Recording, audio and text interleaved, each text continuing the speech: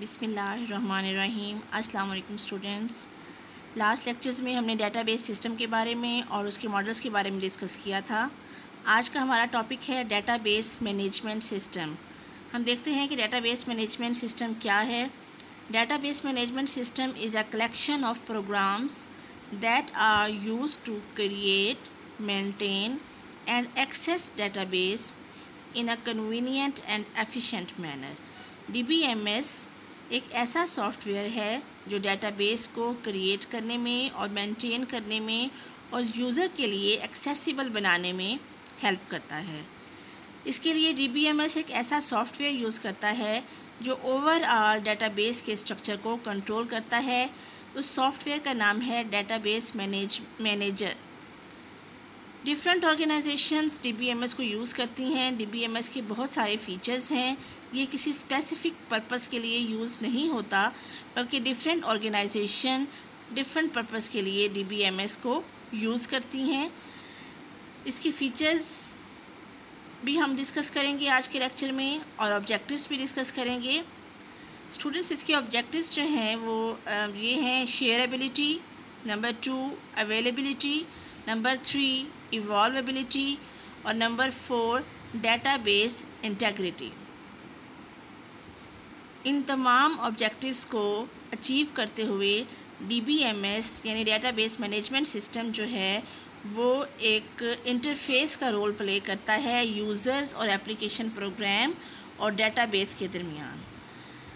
देखिए, यहाँ पर आपको इस फिग में क्लियर हो रहा होगा कि यूज़र्स एप्लीकेशंस प्रोग्राम को यूज़ करते हुए अपनी क्यूरीज़ को, अपनी रिक्वेस्ट्स को DBMS को सेंड करते हैं और DBMS उन क्यूरीज़ के मुताबिक डेटाबेस से डाटा एक्सेस करके स्टोरेज एरिया में लाता है और फिर उसे प्रोसेस करके according to the user requirement उस डाटा को प्रोसेस करके वो यूज़र्स के लिए एक वर्चुअल व्यू क्रिएट करता है और यूज़र्स को डाटा प्रोवाइड करता है। यूज़र्स डाटा को उस फॉर्म में एक्सेस करते हैं जिसमें उन्होंने रिक्वेस्ट की होती है। एक्चुअली वो डाटाबेस में उस फॉर्म में मौजूद नहीं होता। अब डाटाबेस में वो डिफरेंट फॉर्म में मौजूद होता है और यूज़र्स को वो DBMS जो है यूज़र्स की रिक्वेस्ट के मुताबिक एक वर्चुअल व्यू जनरेट करके डाटा प्रोवाइड करता है। कौन कौन से ऑब्जेक्टिव्स हैं DBMS के जो एक्सेस करता है ये? सबसे पहला है shareability. Shareability means that data is shared by different people at the same time. यानी हमारी जो डाटाबेस है उसमें डाटा सेंट्रल लोकेशन पर स्टोर होता है और डिफरेंट लोकेशन से डिफरेंट यूज़र्स उसको सेम टाइम में एक्सेस कर रहे होते हैं। स्टूडेंट्स, इसकी एग्ज़ाम्पल मैं आपको ऐसे दूं कि जैसे आप लोगों का जब रिज़ल्ट अनाउंस होता है तो बोर्ड की जो वेबसाइट होती है उसमें डाटा सेंट्रली लोकेटेड होता है, लेकिन उस डाटा को different users, different students access कर रहे होते हैं। इसी तरह अगर हम मिसाल ले लें PIA की, तो PIA का जो रिकॉर्ड होता है वो आप किसी भी शहर में बैठकर उसको एक्सेस कर सकते हैं। फॉर एग्ज़ाम्पल, आप फैसलाबाद में हैं या जंग में हैं और आपको इस्लामाबाद से कराची की फ़्लाइट का रिकॉर्ड एक्सेस करना है तो आप उसको फैसलाबाद में बैठ के ही एक्सेस कर सकते हैं। डाटा हालांकि फैसलाबाद में मौजूद नहीं होता, वो सेंट्रली लोकेटेड होता है, लेकिन कोई पर्सन उसको फैसलाबाद से एक्सेस कर रहा है, उसी इंफॉर्मेशन को कोई पर्सन मुल्तान से एक्सेस कर रहा है, उसी इंफॉर्मेशन को कोई पर्सन सरगोदा से एक्सेस कर रहा है। तो DBMS का ये काम है कि सेम डाटा को वो शेयरेबल बनाएगा तमाम यूज़र्स के लिए जो डिफरेंट लोकेशन से उसको एक्सेस कर रहे होंगे। उसके बाद नेक्स्ट ऑब्जेक्टिव जो है वो है अवेलेबिलिटी का। अवेलेबिलिटी का मतलब होता है कि डाटा हर वक्त अवेलेबल हो।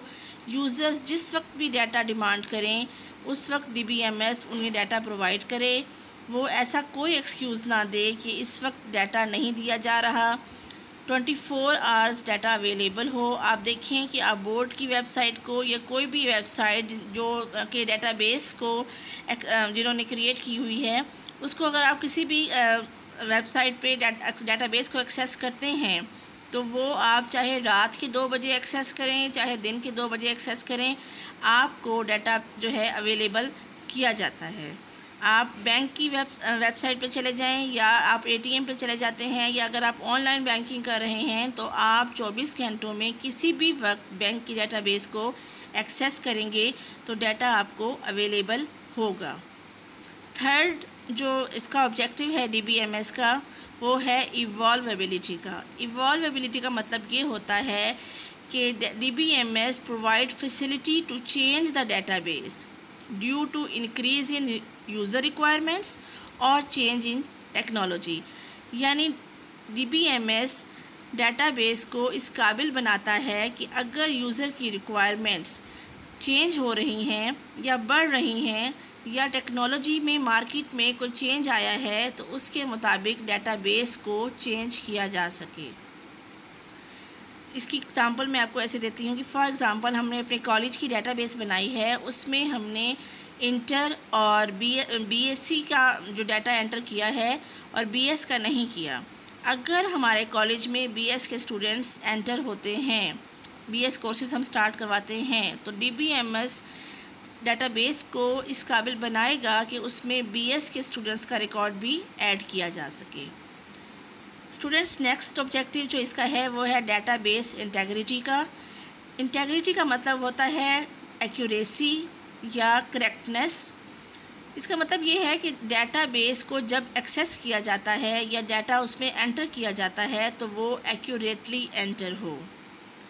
स्टूडेंट, डेटाबेस को डिफरेंट यूज़र्स डिफरेंट फॉर्मेट्स में डाटा एंटर करने की कोशिश करते हैं। उसके लिए कुछ इंटेग्रिटी रूल्स अप्लाई कर दिए जाते हैं। तमाम यूज़र्स को डाटा एंट्री करते वक्त उन इंटेग्रिटी रूल्स को फॉलो करना पड़ता है ताकि डाटा सेम फॉर्मेट में एंटर हो सके और सेम फॉर्मेट में एक्सेस हो सके। जी, ये 4 ऑब्जेक्टिव्स जो DBMS ने एक्सेस करने होते हैं, शेयरेबिलिटी, इवॉल्वेबिलिटी, अवेलेबिलिटी और डेटाबेस इंटेग्रिटी की। अब नेक्स्ट हम देखते हैं कि डेटाबेस के फीचर्स कौन कौन से हैं।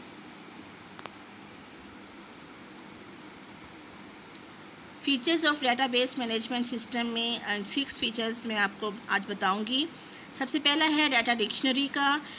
स्टूडेंट्स, डिक्शनरी का वर्ड आप लोगों के लिए अननोन नहीं है। डिक्शनरी का मतलब होता है जिसमें एक कलेक्शन ऑफ वर्ड्स आप कहते हैं, ठीक है। उसमें किसी भी वर्ड के मुतालिक उसकी प्रोनाउंसिएशन के बारे में उसकी तमाम तरह डेफिनेशन जो होती है वो स्टोर की जाती है।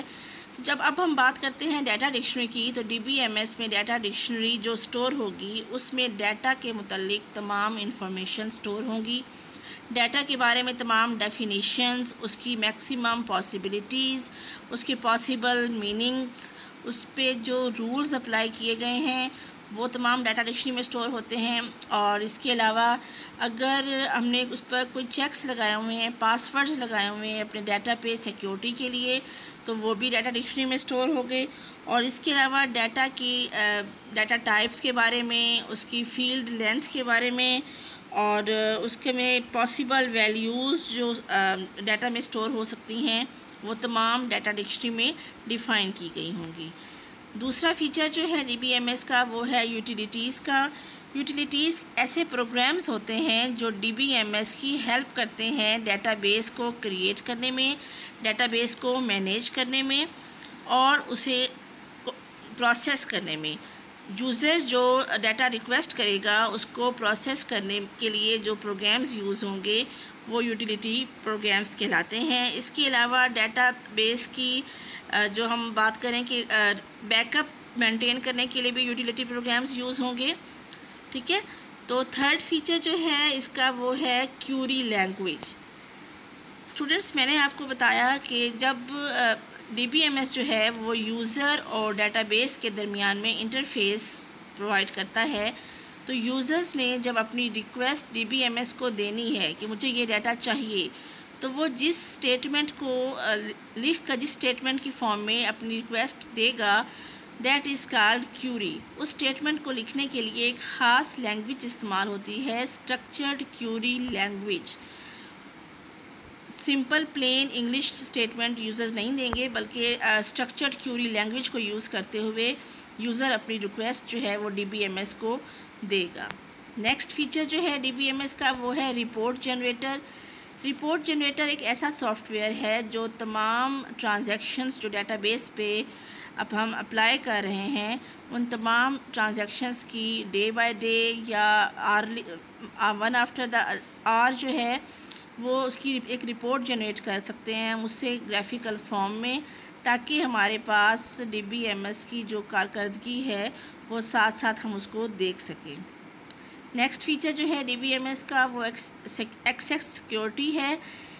इसमें DBMS क्या करता है कि यूज़र्स को फैसिलिटी प्रोवाइड करता है कि वो अपने जो डाटा है उस पर जो सिक्योरिटी लगा सके, सिक्योरिटी चेक्स लगा सके, पासवर्ड लगा सके। DBMS उन पासवर्ड्स को स्टोर कर लेता है और उससे ये होता है कि ऑथराइज्ड पर्सन सिर्फ एक्सेस कर सकते हैं। जब भी कोई यूज़र डाटा को एक्सेस करेगा DBMS अपने पास डाटा डिक्शनरी में मौजूद उस पासवर्ड के साथ उसकी ऑथेंटिकेशन मैच करेगा। अगर यूज़र ऑथराइज्ड है तो वो उसे अलाउ करेगा, अदरवाइज़ वो उसको अलाउ नहीं करेगा।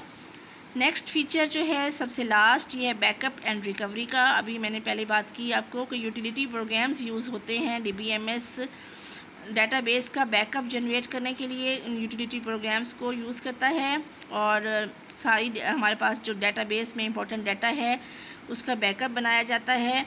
बैकअप के बारे में हम पहले पढ़ चुके हैं कि ये डुप्लीकेट फाइल्स होती हैं डाटा सेट्स की, ताकि in case of any lost हम अगर हमारा डाटा लॉस्ट हो जाता है, डेटाबेस में कोई प्रॉब्लम आ जाती है तो हम अपने डाटा को रिकवर कर सकें। तो ये थे फीचर्स ऑफ DBMS। आज हमने डिस्कस किया है कि DBMS क्या है, उसके ऑब्जेक्टिव्स क्या हैं और उसके फीचर्स क्या हैं। होप सो स्टूडेंट्स आपको DBMS यानी डेटाबेस मैनेजमेंट सिस्टम का कंसेप्ट क्लियर हो गया होगा। Thank you.